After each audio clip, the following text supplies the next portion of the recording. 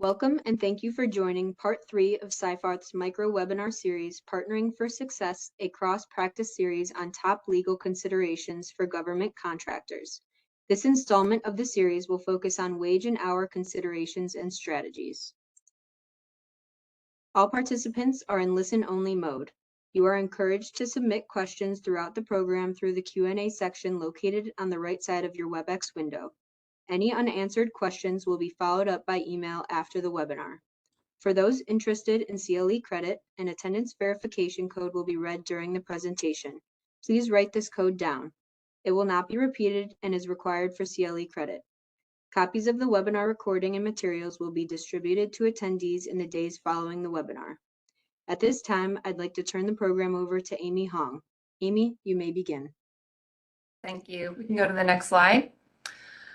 Well, welcome everyone. My name is Amy Hong, and I'm a co-chair of Sci-Farth's government contracts practice, and I'm delighted that you're joining us for part 3 of our 30-minute micro-webinar series, Partnering for Success, where our government contracts attorneys are teaming up with other practice groups to discuss legal issues for government contractors that cross into multiple practice areas. Our thought for this micro webinar series is that your legal issues don't often fit squarely within one practice group, so the content that we provide shouldn't either.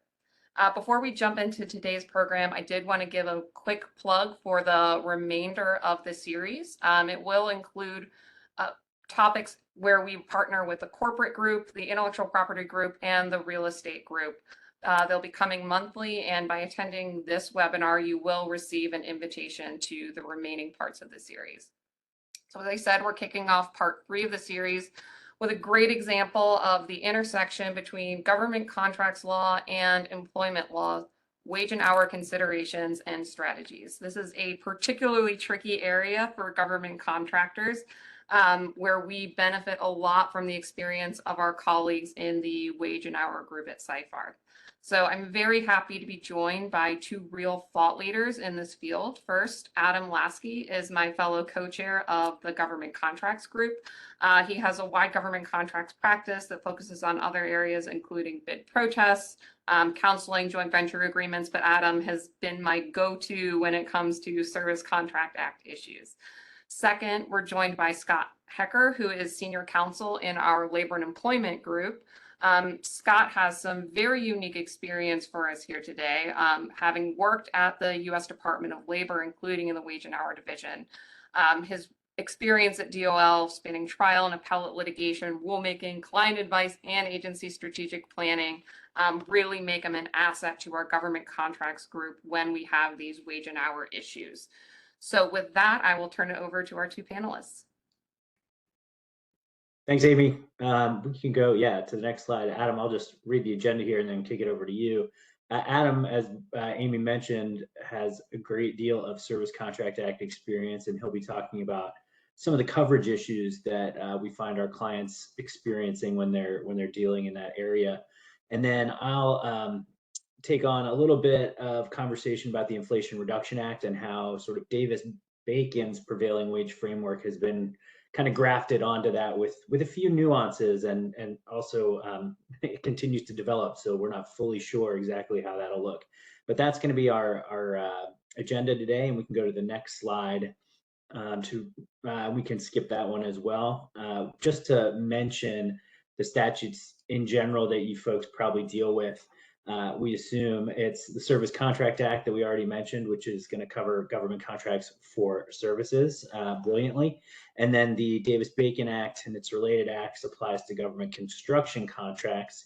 You're going to see prevailing wages in both of those contexts. And as you all may know, that includes wage rates and fringe benefits.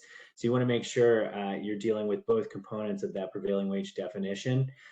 Those are listed on wage determinations, which should be incorporated into your contracts. And, allegedly that's the contracting officer's responsibility, but we've probably all heard of the Christian doctrine and how these things tend to operate by matter of law, or at least that's DOL's enforcement position often.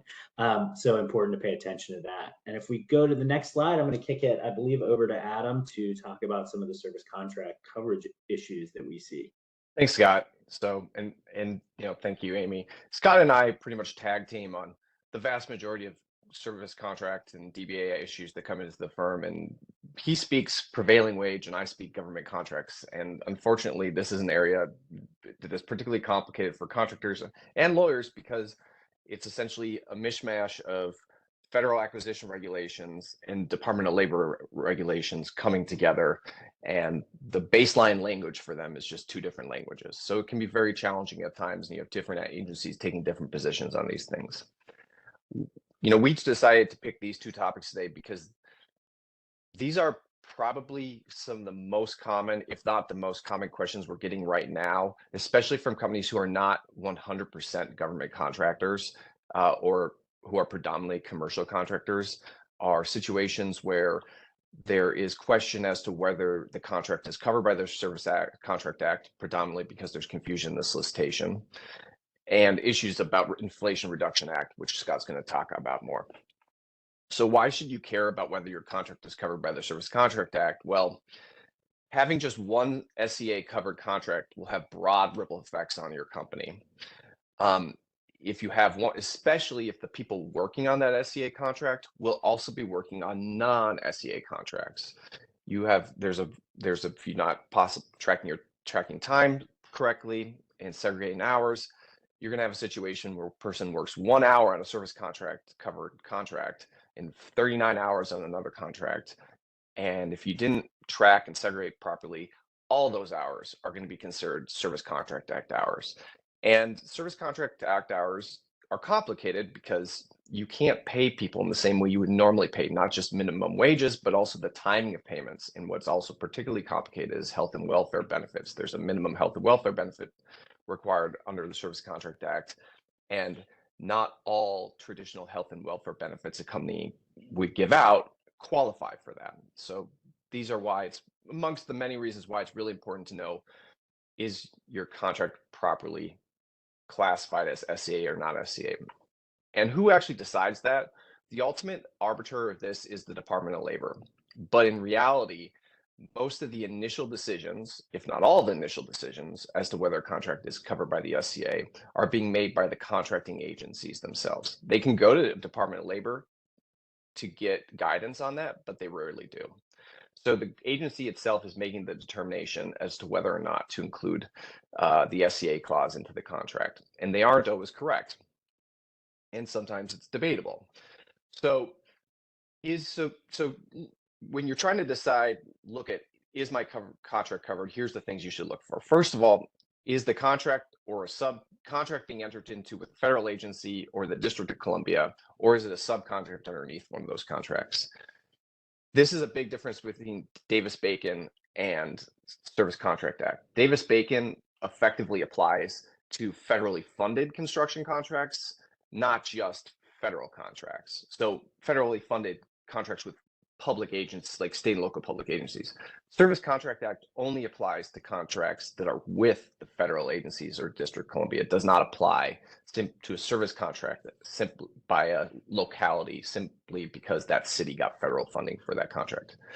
That being said, we are from time to time seeing situations where local government entities are incorporating the Service Contract Act voluntarily. They're choosing to incorporate it into their contracts by reference. We've seen that particularly with airport authorities for some reason. So that's just something to be aware of, but kind of not the primary issue. So the main thing to look for is, does the solicitation, does the contract contain FAR 52222-41 and or 43 or 44? Those are the Service Contract Act clauses you would, and they need to be in the contract for the contract to be in. If they are in the contract, the solicitation, it means the government thinks the Service Contract Act applies to your contract and is putting that clause into your contract. So that's the first sign. Is the contract in excess of $2,500? If it's not, the SCA doesn't apply. Is the contract otherwise subject to a special statutory or regulatory exemption? There are predominantly in this regulation that's in this slide. The biggest one is contracts covered by the Davis-Bacon Act for construction, alteration, or repair of public buildings or public works. A lot of transportation type contracts are not covered, though it's much more limited than it once was. Public utility contracts are not covered, and the vast majority of contracts with the Postal Service are not covered, but not all contracts with the Postal Service are not covered. So you just have to take a look and see if there's an exemption. If there is an exemption and it is a service contract, the government is generally supposed to put another clause in that specifically notes that there is an exemption, but they don't always do that. Next slide.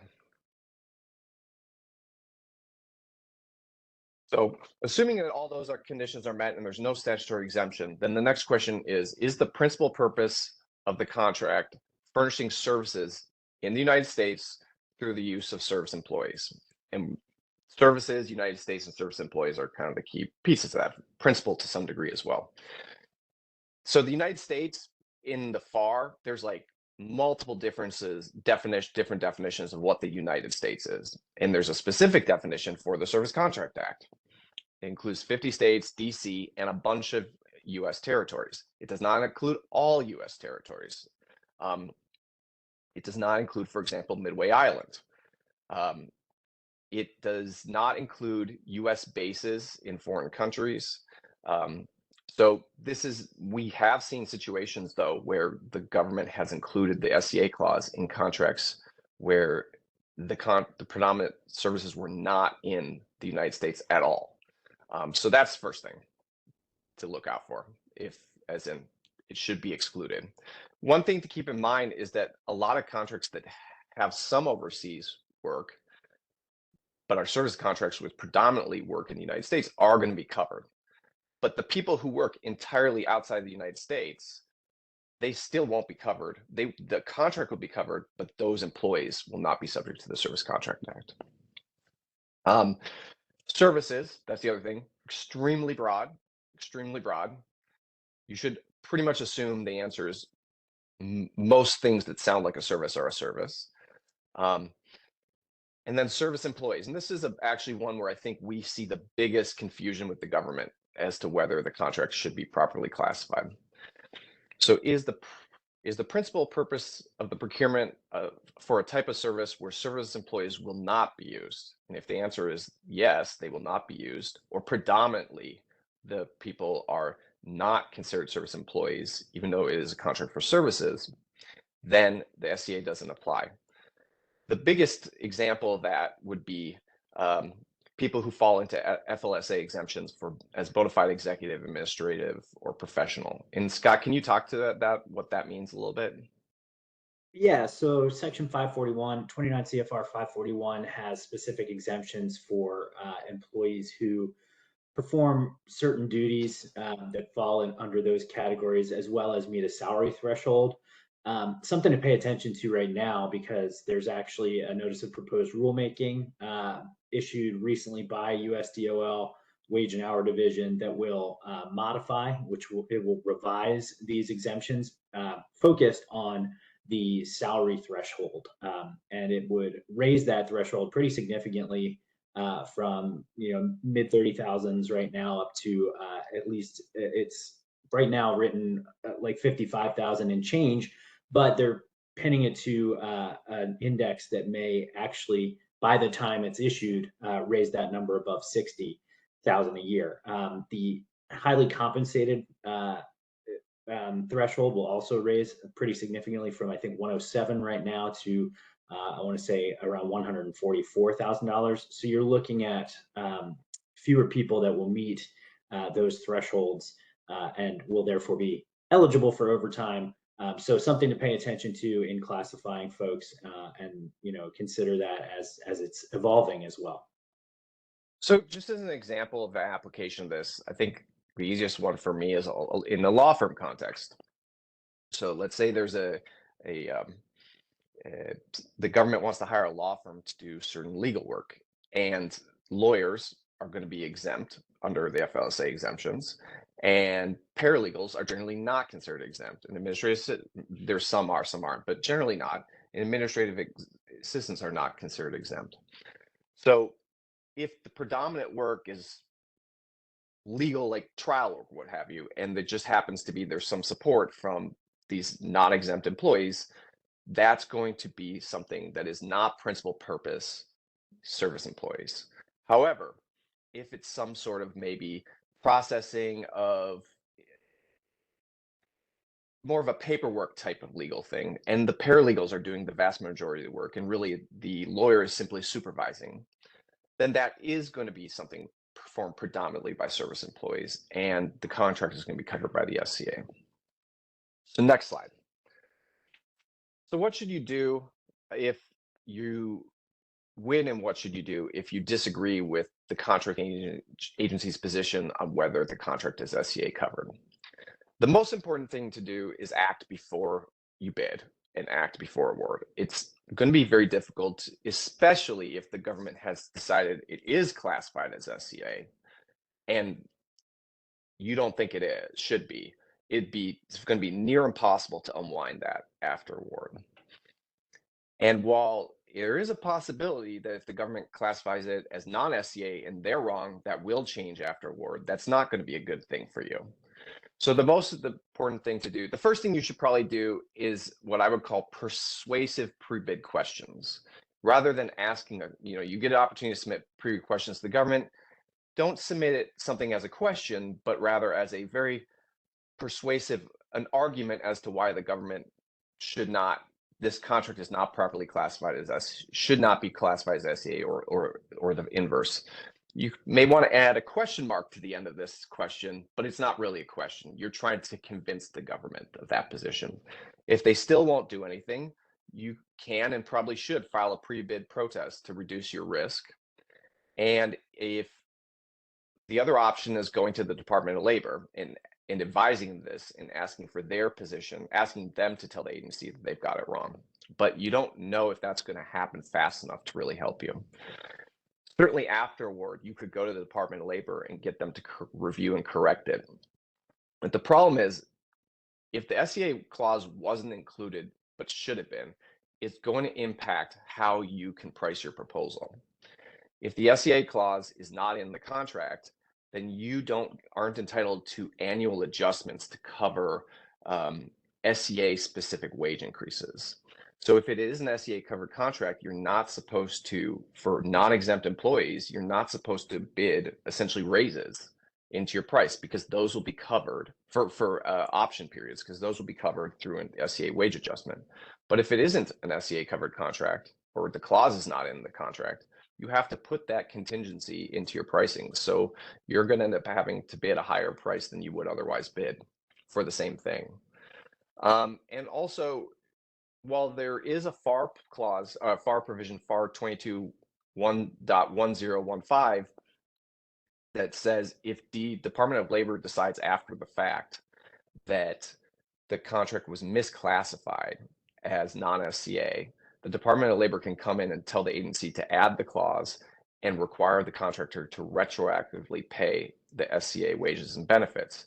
But that's not going to be ideal for you as a contractor, because your method of performance and how you set things up and how you are tracking time may result in you having a lot of ripple effects that you have no way of cleaning up easily. And on top of that, you're going to have a very unhappy customer who's going to make it, while they owe you money, is going to make it very difficult on you to get that money. And they very well may not give you all the money, because there's some real question as to whether you're entitled to your full profit under this provision. So this is something to consider, and the best time to address it is before you get a contract and not after you get a contract. Scott, I'll turn it back to you. All right. Thanks, Adam. Appreciate it. If we could go to the next slide, and then probably the next one after that. Yep. Speaking to just very quickly the Davis-Bacon Act, before we get into the Inflation Reduction Act issues. Davis-Bacon, as we sort of noted before, applies to contractors and subs who are performing on federally funded or assisted contracts that exceed $2,000, again, fairly low threshold for construction. So you may run into these pretty frequently. We're seeing obviously some investment in infrastructure through the Infrastructure Investment and Jobs Act, and again, the Inflation Reduction Act for enhanced renewable energy tax credits is also kind of grafting this framework on top of that, the obligations there, if you want to take advantage, claim those credits. One other thing to note about Davis-Bacon, we mentioned the 541 rulemaking. There's also a final rule for Davis-Bacon that was issued by the Department of Labor recently. And so that will go effective, I believe, October 23rd.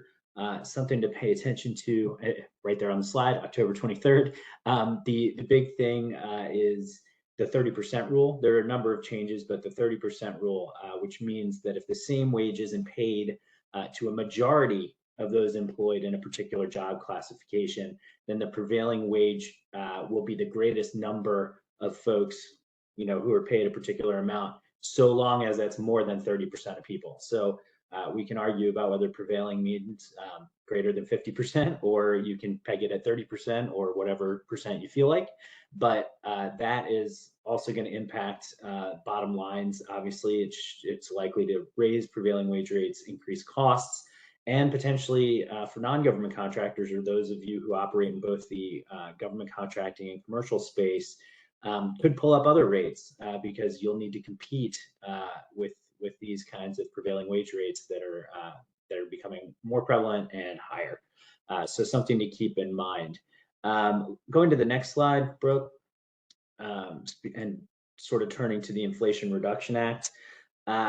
Here again, we're talking about prevailing wage requirements being extended to non-government projects when the entities involved, when the taxpayers involved want to claim these enhanced credits. And the credits are about 5 times what the sort of baseline credit is. Typically, you're looking at 30% rather than 6%, and so it's significant.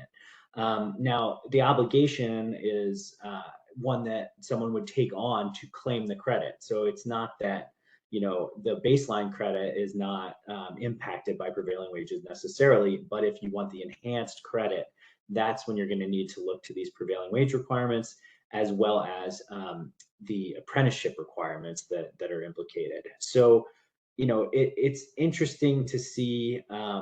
I think that the enforcement here is likely to be through Treasury and IRS, not DOL and the Wage and Hour Division, which typically handle this kind of enforcement and have a background in the prevailing wage framework of the Davis-Bacon and Service Contract Acts. So the IRS has just relatively recently issued a notice of proposed rulemaking that's meant to provide additional guidance, and you'll see some differences in penalty and cure provisions and other sort of waiver provisions for those penalties, things like that are actually different and nuanced from the Davis-Bacon Act. So that's why if you have sort of both issues, you will, if you're operating in both spheres, that's something you'll need to pay attention to, those nuances for sure, so that you make sure that you're both complying with the prevailing wage framework on your construction contracts, and then also appropriately executing on the obligations under the IRA to make sure you get those enhanced tax credits. Again, there are cure provisions and ways to avoid penalties under the Act. In some fashion, that can involve implementing project labor agreements prior. So you could, if non-unionized, you could bring in and negotiate with unions to limit your penalties in that fashion. But it's again a way to kind of bring in these prevailing wage rates and raise baseline costs, as you're likely to see higher rates when you're working from the wage determinations that DOL issues. Again, a couple of things to think about is beyond frontline compliance, is that the taxpayer who's claiming the credit needs to ensure that their subs are meeting these requirements as well. That's something, Adam spoke to, the front end sort of compliance and making sure your ducks in a row. If you're having a number of subs and you want to make sure you're ensuring that, you almost are in a position of not even the prime, but almost a contracting officer, to make sure things are going correctly. And so that's something to think about, whether in your agreements with the subs, you're going to have language that speaks to claiming this credit, so you can make sure you have a transparent and uniform, consistent policy, good faith policy in place to show that you're working to get your subs on board with these requirements. Yeah, can I add something on that, Scott? Real Yeah, quick? absolutely. Yeah, I mean, you really want, that's super, super important, especially because this is a requirement that doesn't just apply to prime contractors, but also project owners. And so it's not just to the sub, but to the prime, you have to make sure this clause is in there. And then you need to make sure that prime has an obligation to flow that contract clause into all their other contracts. And then what you really should be doing is essentially modeling what you're doing after how the federal government acts on a construction project. So you want to essentially have a requirement that for any pay application that the prime is, whoever's below you is submitting certified payrolls to you showing their compliance with this, so that you can demonstrate to Treasury or to Department of Energy, whoever's administering your specific exempt, tax break, that you are complying with this and that you have met the threshold to get the tax break. Yeah, and again, it's interesting, Adam, to your point about the claiming the tax. I mean, that's when the issue is going to come to light, right? And that's where the enforcement is a little bit muddled, because it's not like your typical Davis-Bacon issue where you might have a wage and hour investigation, but this would be something, presumably an IRS audit looking to ensure compliance and make sure that you've properly claimed the credits by complying with these additional obligations. So that'll be interesting to see how it shakes out. We're kind of in a no man's land for that right now, because no one's submitting to claim these credits yet. But I would imagine in the spring we might start seeing some activity from IRS on that. And those of us who to this point have spoken wage and hour may need to learn to speak tax, which I took one day of in law school, so I'm very prepared. Yeah, and just for what it's worth, I mean, like, I don't know if there may be False Claims Act liability risks here too, and the penalties for the penalty for claiming an exemption that you're not really entitled to is going to be much more than you just have to return the money you got the tax break for. So there's an interest attached to any back wages underpayments that you made. There's 6% interest attached to that, along with a penalty to the IRS for each worker. So that can, if you have a large workforce, that can add up quickly. So those are things. Again, there are ways to waive those penalties through PLAs or otherwise. So that's something to pay attention to. But again, IRS did recently issue this NPRM. We have a legal update on it. We also have a legal update on the Davis-Bacon final rule that you can find either by Googling or reaching out to us after this, and we can share that with you. We also prepared a 2-page overview of the IRA that you can request from us. So all the prevailing wage and apprenticeship obligations under the IRA, I should say. So all of those are available. If we could go skip to 2 slides, the last substantive slide here. And first I'll read the CLE code since we're about 2 minutes from the end, and that is SS as in Seyfarth Shaw 9451. Again, even though Brooke said it would not be repeated, I'm going to repeat it once. SS 9451. So that's the CLE code. Here are a number of ways that obviously we can support you. A lot of them, involve front end, trying to be proactive, but we are also, available on the back end as well when it's, issues with, investigations where there may be underpayments or other issues. And we're happy and have experience liaising with the various government entities and other stakeholders in this space to make sure that you're complying and have a good system going forward. You're understanding coverage issues, and folks are getting paid appropriately. So that's all on my end. Adam, I don't know if you had anything left, or Amy. I think we saved 1 minute.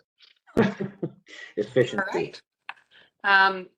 Well, thank you both. Again, a great example of the intersection between our government contracts and our labor and employment groups. Thank you all for joining us and spending your lunch hour with us, and we hope to see you back next month. Thank you.